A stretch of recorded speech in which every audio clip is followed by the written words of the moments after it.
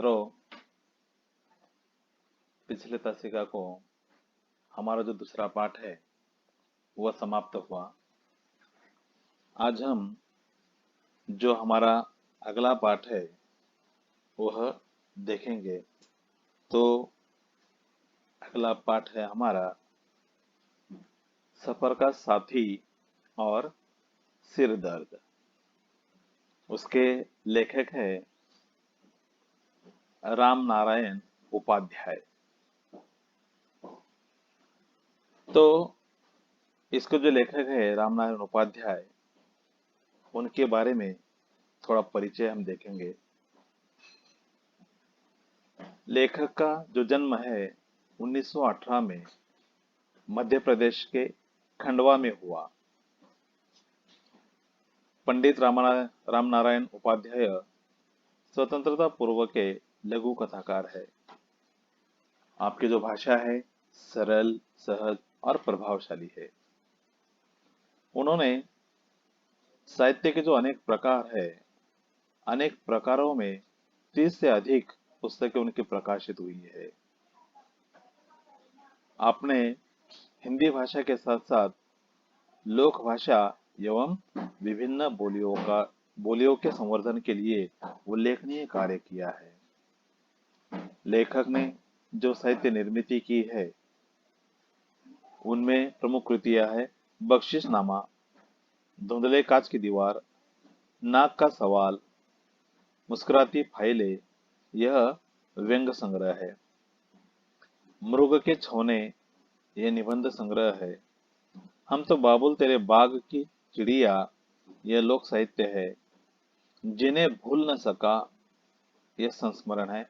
इत्यादि उनका जो साहित्य है वह यहाँ पर प्रकाशित हुआ है। तो ये जो पाठ है, इस पाठ में लेखक ने जो बताया है वो हम देखेंगे। हास्य व्यंग निबंध में व्यंग्यकार ने रेल यात्रा में मांग कर अखबार पढ़ने वालों, अनावश्यक बातें करने वाले, बिन मांगे सलाह देने वालों पर करारा व्यंग किया है। लेखक का तात्पर्य यह है कि हमें इन बुराइयों से बचना चाहिए। जब हम सफर करते हैं तो सफर में हमें तरह तरह के लोग मिलते हैं।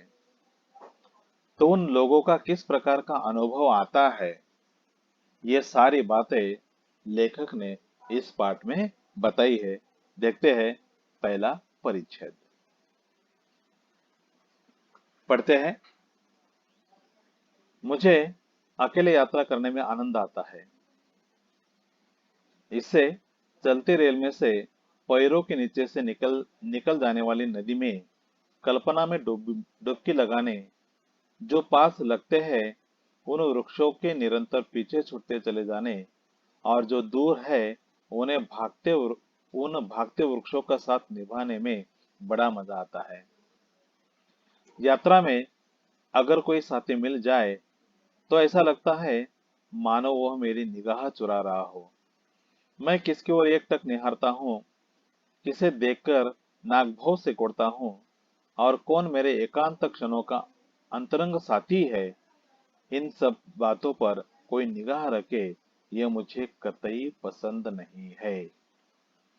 तो यहाँ पर पहला शब्द लिखते हैं। नया शब्द जो है वह है कतई। कतई उसका अर्थ है जरा भी,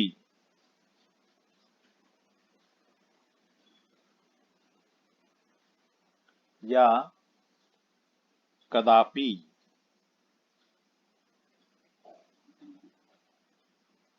या बिल्कुल। जरा भी, कदापि या बिल्कुल। तो इस परिच्छेद में दो मुहावरे हैं, वो लिखिए। पहला है निगाह चुराना। निगाह चुराना, उसका अर्थ लिखिए नजर रखना। नजर रखना। तो जिस प्रकार यहाँ पर वाक्य में प्रयोग किया है, ऐसा लगता है मानो वह मेरी निगाह चुरा रहा है। इसका मतलब वह मेरी ओर नजर रख रहा है। मैं कहाँ जाता हूँ, मैं कहाँ घूमता हूँ, इस बात पर मेरा जो दोस्त है वह मेरी निगाह चुराता है। मतलब वह मुझ पर नजर रखता है। अगला मुहावरा है नाक भौं से कोड़ना। नाक भौं से कोड़ना।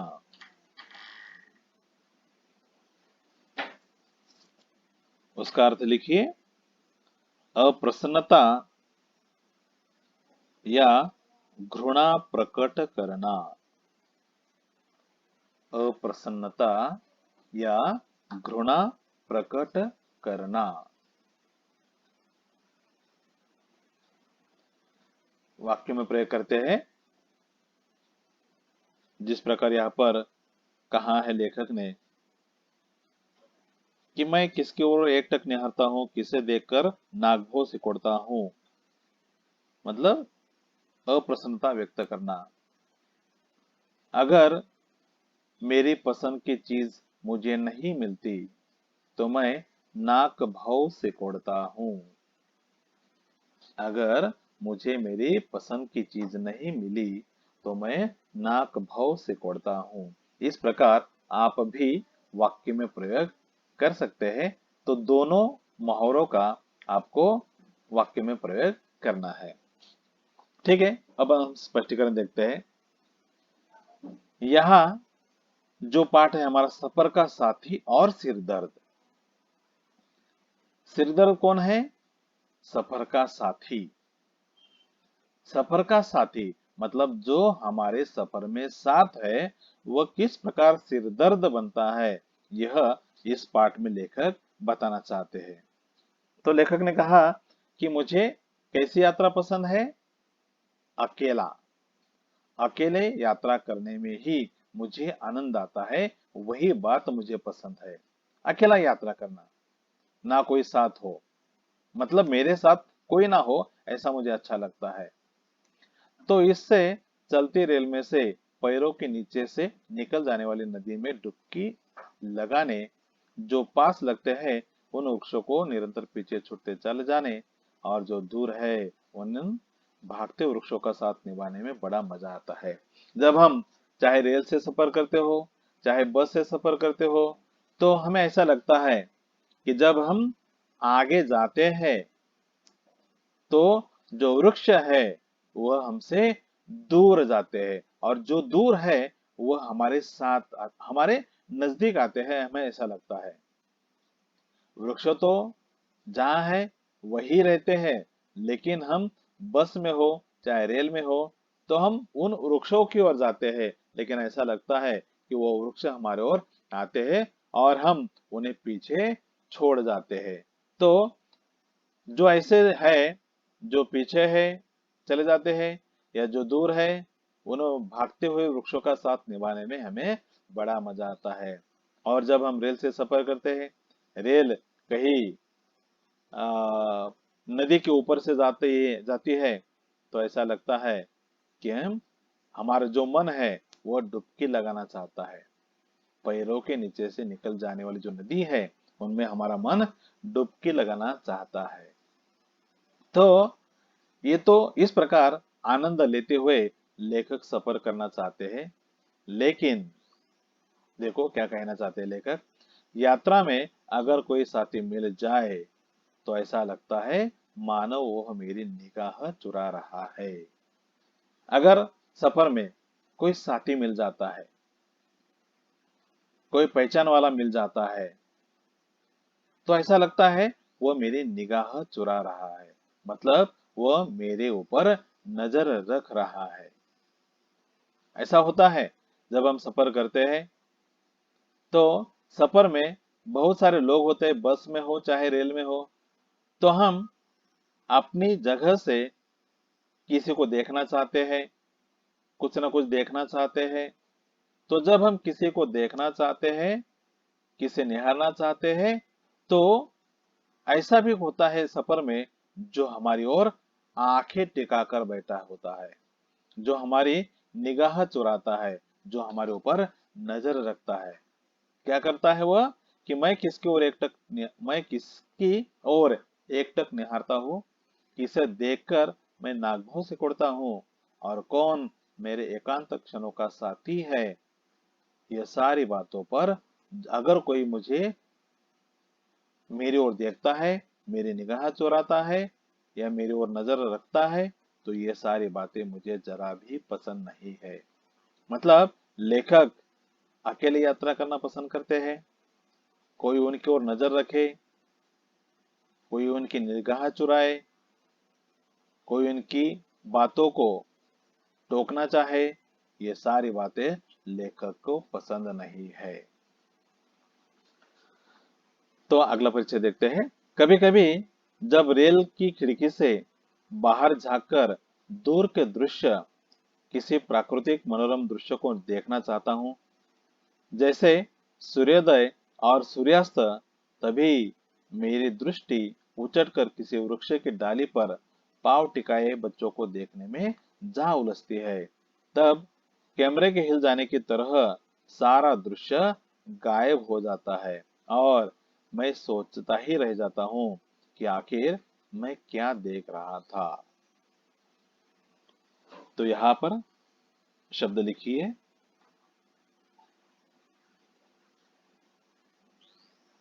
मोहरा है पहला, उचटना। उचटना उसका अर्थ है मन का उदासीन होना। मन का उदासीन होना। छात्रों, यहाँ पर ऐसे शब्द है जो संधि के शब्द है, मैं आपको बताता हूं, वह आप अपने वही में लिख ले। पहला शब्द है इस परिच्छेद में प्राकृतिक। प्राकृतिक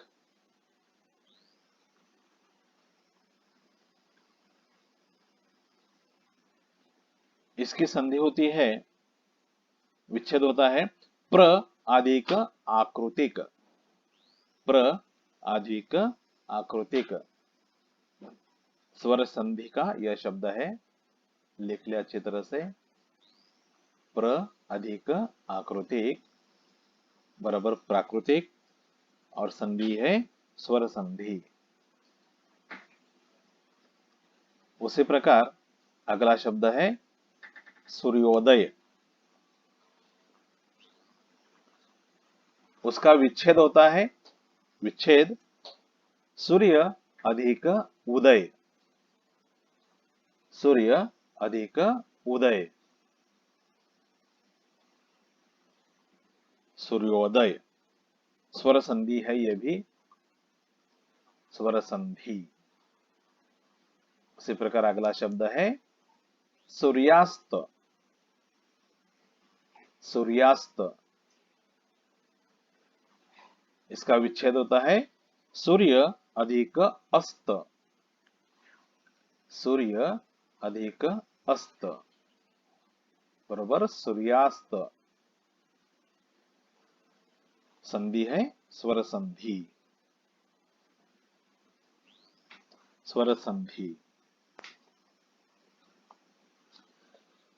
यहां पर जो अंतिम वाक्य है, मैं सोचता ही रह जाता हूं कि आखिर मैं क्या देख रहा था।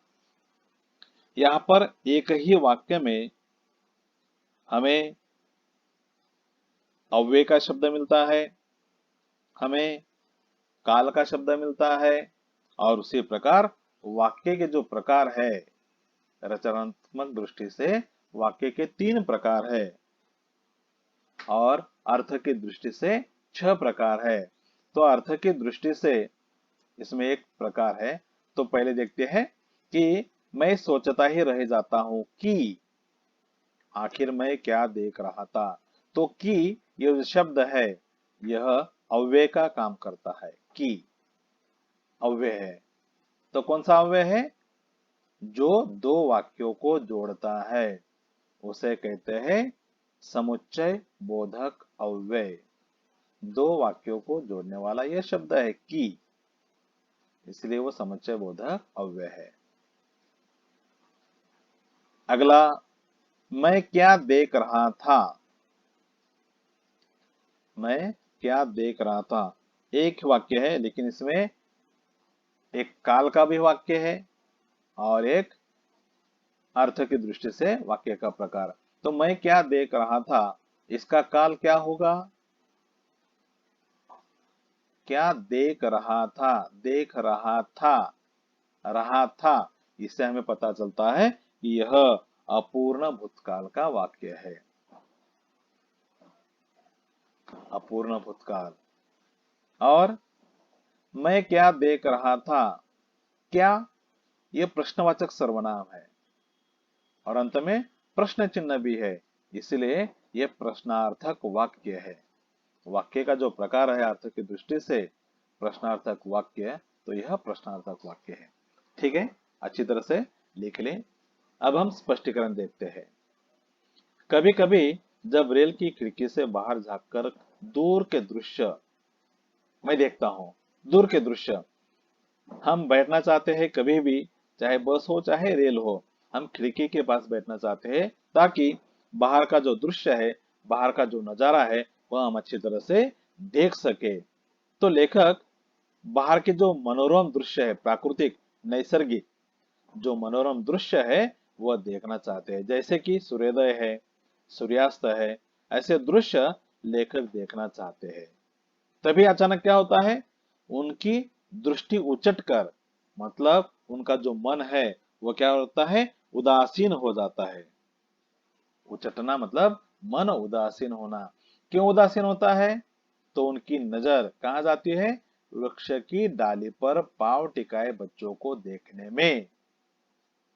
जैसे वैसे पैर टिकाए एक बच्चा है, पक्षी का बच्चा है, वो वहां पर बैठा हुआ है, जैसे वैसे वह डाली पर अपने पांव टिकाए बैठा है, मतलब वो गिरने वाला है। तो उसकी ओर मेरी नजर चली जाती है, और जब उसकी ओर मेरी नजर जाती है तो कैसा लगता है, तब कैमरे के हिल जाने की तरह सारा दृश्य गायब हो जाता है। कौन सा दृश्य? जो लेखक खिड़की से बाहर झांक कर मनोरम दृश्य देखना चाहता है, चाहे वो सूर्योदय हो चाहे सूर्यास्त हो, वह देखना चाहता है, लेकिन उनकी जो नजर है वह वृक्ष की डाली पर पांव टिकाए बच्चों को देखने में उलझ जाती है, और इसीलिए जो सारा नजारा है, सारा दृश्य है, वो अचानक क्या होता है, गायब हो जाता है। तब लेखक सोचते ही रह जाते हैं कि आखिर मैं क्या देख रहा था। वास्तव में वो तो प्राकृतिक दृश्य देखना चाहते थे, लेकिन उसी समय उनकी दृष्टि एक पेड़ की डाली पर जाती है, और उसकी वजह से, जैसे कि हम तस्वीर निकालना चाहते हैं, कैमरा हिल जाता है तो सारा दृश्य जैसे गायब होता है, उसी प्रकार यहाँ पर वो सारा नजारा गायब हो जाता है। अब आगे देखते हैं। कभी कभी मेरी दृष्टि नदी के किनारे के सौंदर्य को निहारना चाहती है। इसी बीच जैसे आंखों में कंकरी गिर जाए, ऐसे रास्तों में पहाड़ी के रास्तों में पहाड़ी के आ जाने से सारा दृश्य चौपट हो जाता है। कभी कभी मेरा मन उच्चाकाश में उड़ने वाले पक्षियों के साथ अनंत के ओर छोर नापना चाहता है। इस बीच रेल किसी गुफा में प्रवेश कर जाती है, और तब लाचार मन को भी मन मारकर सुरंग की उस पतली लकीर में से निकलने को बाध्य होना पड़ता है। अब हम शब्द देखते हैं। यहाँ पर मुहावरा है निहारना। निहारना, उसका अर्थ लिखिए गौर से देखना। गौर से देखना। अगला शब्द है कंकरी। कंकरी। उसका अर्थ लिखिए छोटा कंकड़। छोटा कंकड़।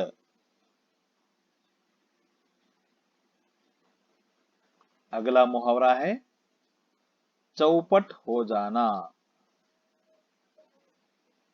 चौपट हो जाना।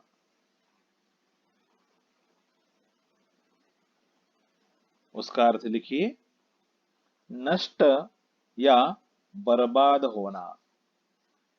नष्ट या बर्बाद होना।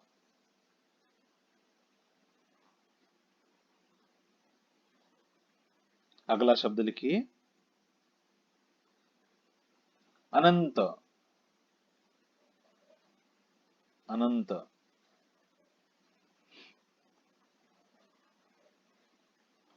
उसका अर्थ है जिसका अंत न हो। जिसका अंत न हो। देखो यहां पर जिसका अंत न हो, ये उसका अर्थ है। एक शब्द है, छोटा सा शब्द है, लेकिन उसके अर्थ के लिए यहां पर बड़े शब्द है। जिसका अंत न हो, तो यहां पर व्याकरण का एक अलग हिस्सा है अनेक शब्दों के लिए एक शब्द। अनेक शब्दों के लिए एक शब्द। जैसे अनेक शब्द कौन से? जिसका अंत न हो, ये अनेक शब्द है। तो इसके लिए एक ही शब्द है, वह है अनंत। ऐसे सवाल भी आ सकते हैं कि अनेक शब्दों के लिए एक शब्द लिखिए। तो यहाँ पर जिसका अंत न हो, यह अनेक शब्द है, उसके लिए एक ही शब्द है अनंत। अगला शब्द लिखिए और छोर। और छोर। उसका अर्थ है शुरुआत और अंत। शुरुआत और अंत।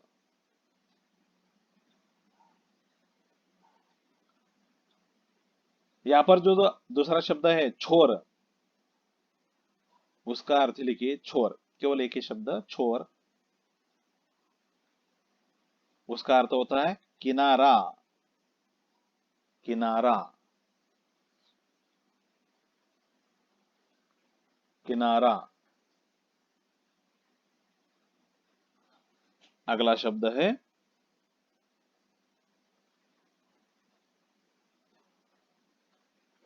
अगला शब्द है मन मारना।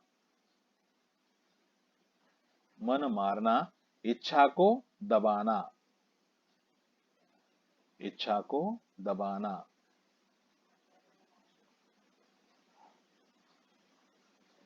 अगला शब्द लिखिए सुरंग। सुरंग। उसका अर्थ है जमीन खोदकर बनाया गया रास्ता। जमीन खोदकर बनाया गया रास्ता, जिसे हम कहते हैं मराठी में गुफा। अगला शब्द है बाध्य। उसका अर्थ है विवश। विवश। ठीक है, स्पष्टीकरण देखते हैं। तो लेखक कहते हैं कि कभी कभी मेरा मन क्या करता है उच्चाकाश। उच्चाकाश यानी उच्चा ऊंचा आकाश। ऊंचा आकाश में उड़ने वाले पक्षियों के साथ, आकाश में जो पक्षी उड़ते हैं उनके साथ जाकर, जो अनंत है, आकाश कैसा है? अनंत है, जिसका अंत नहीं है। तो पक्षियों के साथ जाकर मैं आकाश का अनंत और छोर नापना चाहता हूं। जिसका कोई अंत नहीं है, उसका मैं और छोर नापना चाहता हूं। मतलब शुरुआत कहां से है और अंत कहां है, ये मैं देखना चाहता हूं। और उसी समय क्या होता है, जो हमारी रेल है किसी गुफा में प्रवेश कर जाती है।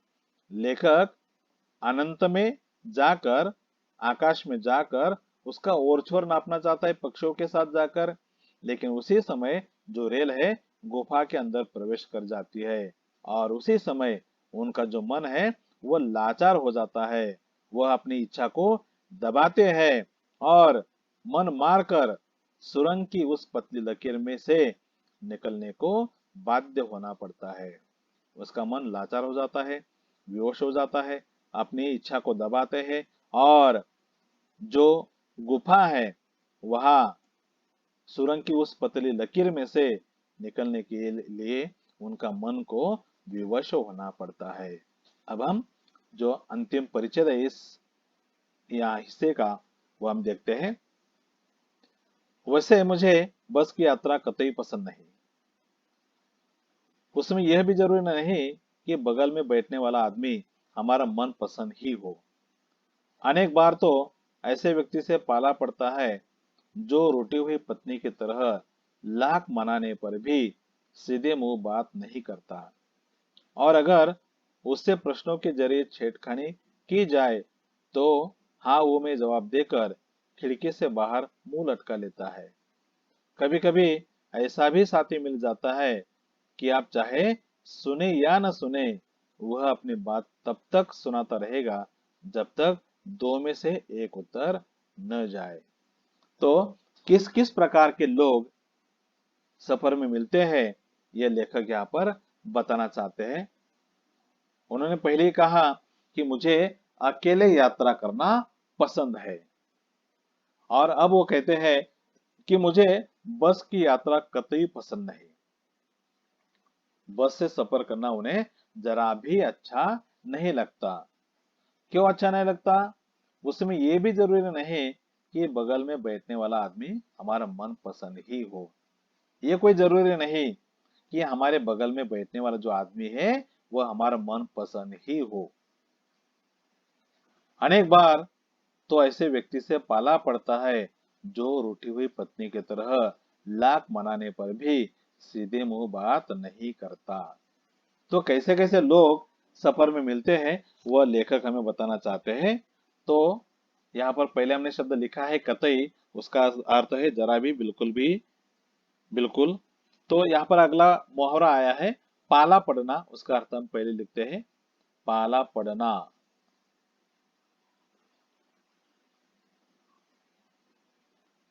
पाला पड़ना उसका अर्थ लिखिए काम पड़ना।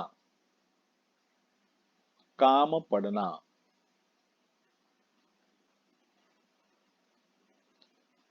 इस परिच्छेद में अगला शब्द है छेड़खानी। छेड़खानी। छेड़ने वाली बात, उसका अर्थ है छेड़ने वाली बात।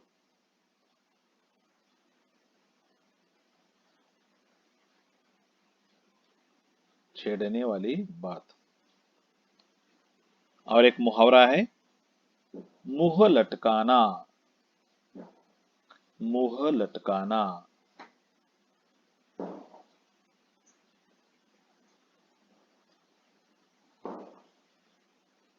निराश होना, और उसका अर्थ है निराश होना।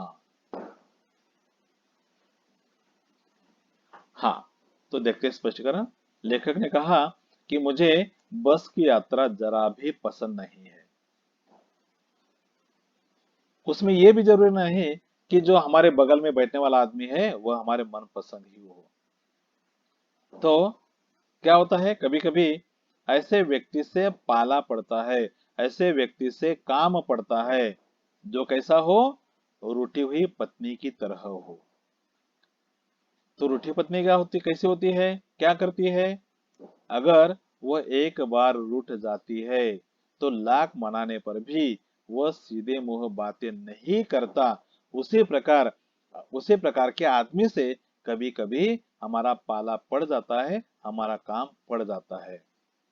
मतलब ऐसा आदमी मिलता है कभी कभी सफर में कि वह रूठी हुई पत्नी की तरह लाख मनाने पर भी, लाख सीधे बोलने पर भी वह सीधे मुंह मतलब अच्छी तरह से बातें नहीं करता। अगर उससे प्रश्नों के जरिए छेड़छाड़ी की जाए तो वह क्या करता है, हाँ हो में जवाब देकर खिड़की से बाहर मुंह लटका लेता है। उसे लाख मनाना चाहे लेकिन फिर भी वह सीधी मुंह बातें नहीं करता, और उसे बहुत सारे प्रश्नों के जरिए छेड़खानी की जाए, छेड़ने वाली बात की जाए, तब भी वो क्या करता है, केवल हाँ हो में जवाब देता है और खिड़की से बाहर अपना मुंह लटका लेता है। मतलब सीधी मुंह बातें नहीं करता, प्रश्नों के जरिए उसे छेड़छानी की जाए, बोलने के लिए राजी किया जाए, तो वो क्या करता है, केवल हाँ हो में जवाब देता है और फिर से अपना मुंह खिड़की के बाहर लटका लेता है।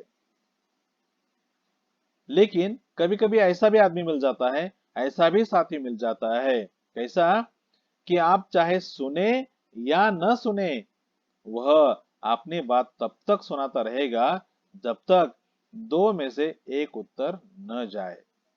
कभी कभी ऐसे भी लोग मिल जाते हैं, ऐसे लोगों से भी पाला पड़ जाता है, ऐसे लोगों से भी काम पड़ जाता है, या ऐसा भी हम सफर मिल जाता है जो चाहे आप उनकी बातें सुने या ना सुने, वो क्या करता रहता है, तब तक बातें सुनाता रहता है जब तक आप उनकी बातों का एक दो बातों का तो उत्तर ना दे।